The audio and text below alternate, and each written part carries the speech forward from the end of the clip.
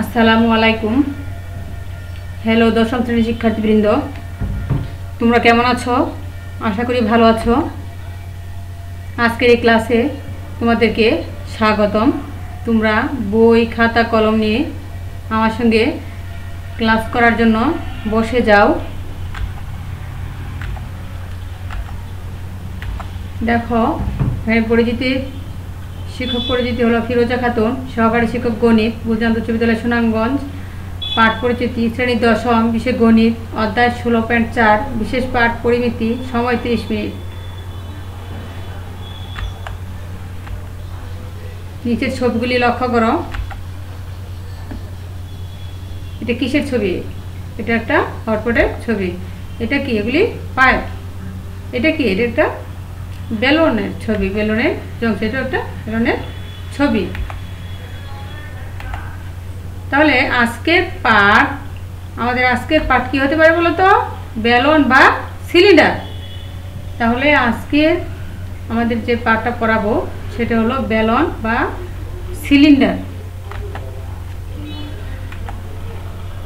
দেখো, এই চ্যাপ্টারটা পড়ে তোমরা কি কি শিখতে পারবে। শিক্ষণফল হলো, এই পাঠ শেষে শিক্ষার্থীরা চিত্রসহ বেলুন কি তা বলতে পারবে, বেলুনের বিভিন্ন অংশ শনাক্ত করে সূত্র প্রদান করতে পারবে, বেলুন সম্পর্কিত বিভিন্ন সূত্র প্রয়োগ করে গাণিতিক সমস্যাগুলি সমাধান করতে পারবে।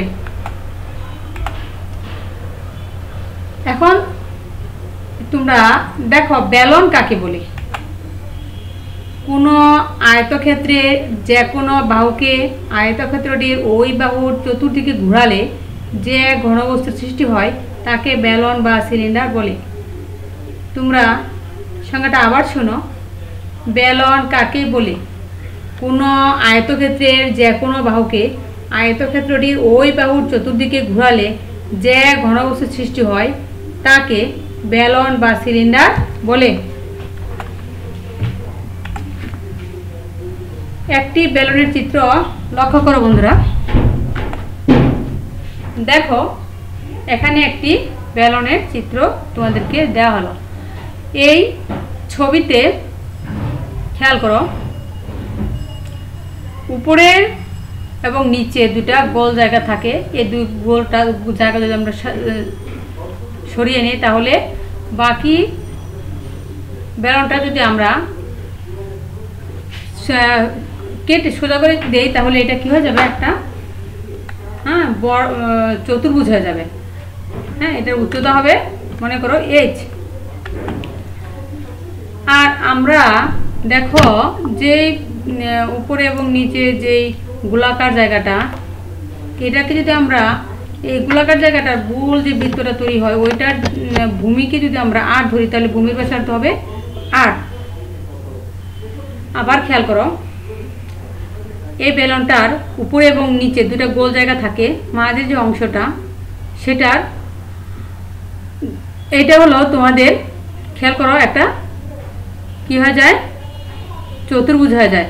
যদি এটাকে আমরা উচ্চতা যদি এটা যদি h, এটার উচ্চতাকে আমরা কি ধরতে পারি? এই বেলুনের উচ্চতাকে আমরা ধরে নিলাম h। আর গোল জায়গা অর্থাৎ বৃত্ত, উপরে এবং নিচে যদি গোল জায়গাটা তৈরি হয় এটাকে আমরা বৃত্ত কল্পনা করতে পারি। এবং এই বৃত্তটার ভূমির ব্যাসার্ধ আমরা ধরে নিলাম আর।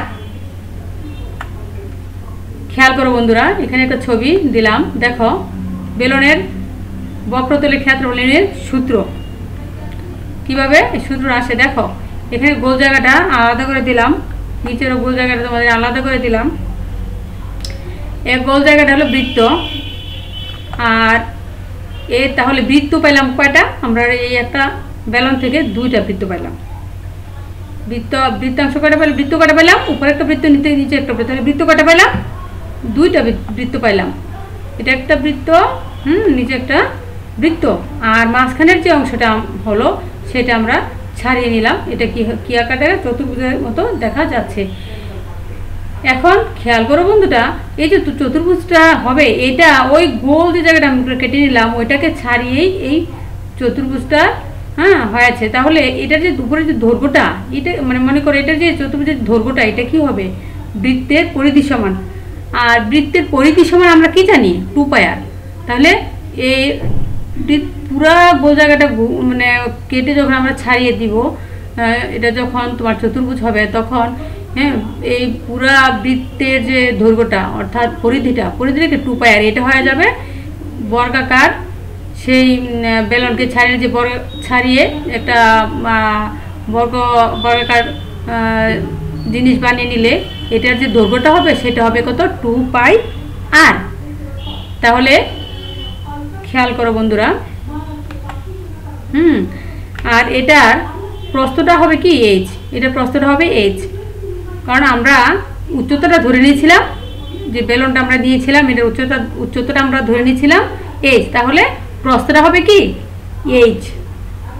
বন্ধুরা খেয়াল করো, আমরা এই বেলনের উচ্চতাটা আমরা ধরে নিয়েছিলাম কত h, আর দৈর্ঘ্যটা কি হবে এই গোল জায়গাটা যদি আমরা কল্পনা না করে এটাকে যদি আমরা কেটে ছাড়িয়ে দিই তাহলে এটা হয়ে যাবে কি একটা চতুর্ভুজের মতো।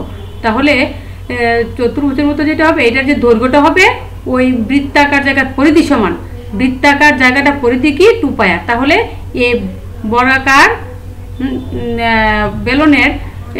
বেলনেরকে ছাড়িয়ে যে আমরা বর্গাকার জিনিসটি বানিয়েছি ওইটার দৈর্ঘ্য তাহলে কি হবে 2 পাই আর। তাহলে দৈর্ঘ্যটা কি আসবে 2 পাই আর, আর প্রস্থ হবে উচ্চতার সমান অর্থাৎ প্রস্থ হবে h।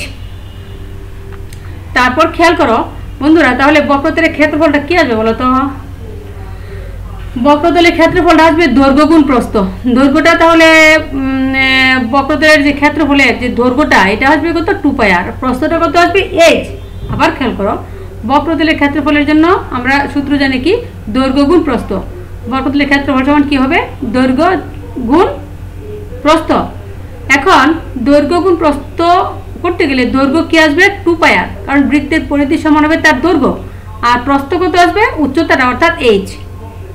এই হলো মোটামুটি তোমাদের ধারণাটা স্বচ্ছ হয়েছে তো। এরপর দেখো, তাহলে আমরা দৈর্ঘ্য পেলাম 2 পাই আর গুণ প্রস্থ পেলাম কত h, সমান সমান কত আসলো 2 পাই আর h। তাহলে বক্রতলের ক্ষেত্রফল আসলো 2 পাই আর h। তাহলে বেলনের বক্রতলের ক্ষেত্রফলের সূত্রটা কি আসবে? বেলনের বক্রতলের ক্ষেত্রফল সমান হবে 2 পাই আর h। তারপরে খেয়াল করো বন্ধুরা, তোমরা ছবিটা থেকে খেয়াল করো বন্ধুরা, বেলনের সমগ্রতলের ক্ষেত্রফল নির্ণয়ের সূত্র। বেলনের সমগ্রতলের ক্ষেত্রফল যদি তোমরা নির্ণয় করতে চাও তাহলে তোমরা বক্রতলের ক্ষেত্রফলের সঙ্গে উপরে একটা গোল জায়গা আছে নিচে একটা গোল জায়গা আছে, দুইটা বৃত্তের ক্ষেত্রফল কি করতে হবে বক্রতলের ক্ষেত্রফলের সঙ্গে যোগ করতে হবে। আবার খেয়াল করো, বেলনের সমগ্র তলের ক্ষেত্রফল যদি তোমরা নির্ণয় করতে চাও তাহলে বক্রতলের ক্ষেত্রফলের সঙ্গে যোগ করতে হবে উপরের বৃত্তের ক্ষেত্রফল এবং নিচের যে বৃত্তটা ভূমির সঙ্গে যে লেগে আছে ওই বৃত্তটা, এই দুটা বৃত্তের ক্ষেত্রফল কি করতে হবে বক্রতলের ক্ষেত্রফলের সঙ্গে যোগ করতে হবে। আবার শোনো, বক্রতলের ক্ষেত্রফলের সঙ্গে নিচে ভূমির সঙ্গে যে বৃত্ত গোল জায়গাটা লেগে আছে এই অংশটা এবং উপরে যে গোল জায়গাটা বেলনের, এই দুটা বৃত্তের ক্ষেত্রফল বক্রতলের ক্ষেত্রফলের সঙ্গে যোগ করলে বেলনের সমগ্রতলের ক্ষেত্রফল আমরা পেয়ে যাব। খেয়াল করো বন্ধুরা, তাহলে বৃত্তের ক্ষেত্রফল কি পাই আর স্কোয়ার। তাহলে দুটা বৃত্তের উপরেরটার ক্ষেত্রফল পাই আর স্কোয়ার, নিচেরটার ক্ষেত্রফল পাই আর স্কোয়ার। তাহলে খেয়াল করো বন্ধুরা, বৃত্তের ক্ষেত্রফল তাহলে আমরা পেয়ে গেলাম পাই আর স্কোয়ার। তাহলে দুইটা বৃত্তের ক্ষেত্রফল পাই আর স্কোয়ার, নিচেরটাও পাই আর স্কোয়ার, উপরটাও পাই আর স্কোয়ার। তাহলে বেলনের সমগ্রতলের ক্ষেত্রফল সমান বক্রপৃষ্ঠের ক্ষেত্রফল যোগ 2 গুণ বৃত্তের ক্ষেত্রফল সমান 2 পাই আর h। এটা হলো কি বক্রপৃষ্ঠের ক্ষেত্রফল যোগ 2 গুণ বৃত্তের ক্ষেত্রফল অর্থাৎ দুইটা বৃত্তের ক্ষেত্রফল, তাহলে 2 পাই আর স্কোয়ার।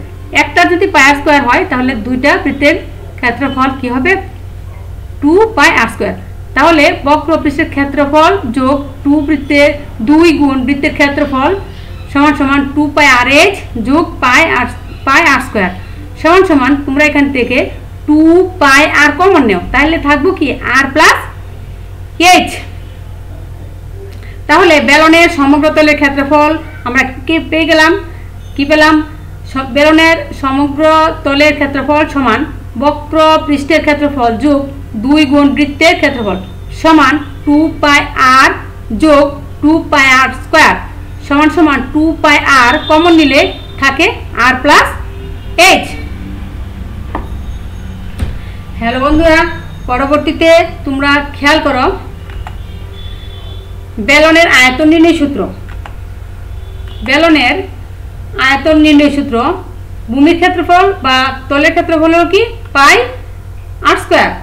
বেলনের আয়তন নির্ণয় সূত্র তোমরা খেয়াল করো বন্ধু, ভূমির ক্ষেত্রফল বা তলের ক্ষেত্রফলটা আসলো পাই আর স্কয়ার আর উচ্চতাটা কি ধরেছিলাম এইচ। তাহলে বেলনের আয়তন কবে ভূমির ক্ষেত্রফল গুণ হলো উচ্চতা সমান বৃত্তের ক্ষেত্রফল গুণ উচ্চতা। বৃত্তের ক্ষেত্রফল এর পরিবর্তে আমরা বসাতে পারি পাই আর স্কয়ার যোগ উচ্চতার জায়গায় আমরা বসাতে পারি এইচ সমান সমান দাঁড়ালো সমান পাই আর স্কয়ার এইচ। আবার খেয়াল করো বেলনের আয়তন নির্ণয় সূত্র, বেলনটার দিকে খেয়াল করো, ছবিটা দিকে খুব ভালো করে খেয়াল করো বন্ধুরা। এটার উচ্চতা সমান এইচ আর এটার ভূমির ব্যাসার্ধ ছিল আর, তাহলে ভূমির ক্ষেত্রফল বা তলের ক্ষেত্রফল যেটা সেটা আসবে পাই আর স্কয়ার। যেহেতু এটা বৃত্তাকার জায়গা তাহলে ভূমির ক্ষেত্রফল বা তলের ক্ষেত্রফলটা আসবে পাই আর স্কয়ার। তাহলে বেলনের আয়তনটা কি হবে সমান বেলনের আয়তন হবে ভূমির ক্ষেত্রফল গুণ উচ্চতা। ভূমির ক্ষেত্রফলটা কি হবে বৃত্তের ক্ষেত্রফল, বৃত্তের ক্ষেত্রফলটা কত পাই আর স্কয়ার গুণ উচ্চতা, উচ্চতা সমান কত এইচ, পাই আর স্কয়ার গুণ এইচ সমান পাই আর স্কয়ার এইচ। তাহলে আবার শোনো বেলনের আয়তন সমান ভূমির ক্ষেত্রফল গুণ উচ্চতা, ভূমির ক্ষেত্রফল সমান বৃত্তের ক্ষেত্রফল গুণ উচ্চতা, বৃত্তের ক্ষেত্রফল পাই আর স্কয়ার গুণ উচ্চতা সমান এইচ সমান সমান হলো পাই আর স্কয়ার এইচ। পরবর্তীতে বন্ধুরা তোমাদেরকে একটা বাড়ির কাজ দিলাম। দেখো একটা কাগজ তোমাদেরকে দিয়ে দিলাম, এখানে উপরের একটা একটা কাগজের ছবি দিয়ে দিছি। উপরের কাগজ দ্বারা সৃষ্ট বেলনের সম্পূর্ণ পৃষ্ঠের ক্ষেত্রফল নির্ণয় তোমরা করবে, বাড়িতে তোমরা এটা করবে। এই কাগজটার দৈর্ঘ্য হলো 31 সেন্টিমিটার এবং প্রস্থ হলো 13 সেন্টিমিটার।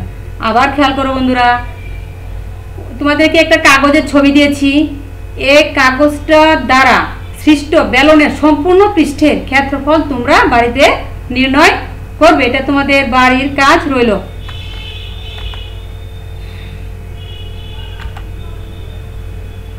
ধন্যবাদ বন্ধুরা, তোমাদের সবাইকে আজকের মতো ধন্যবাদ জানিয়ে আজকে আমার ক্লাস এখানে শেষ করছি। খোদা হাফেজ।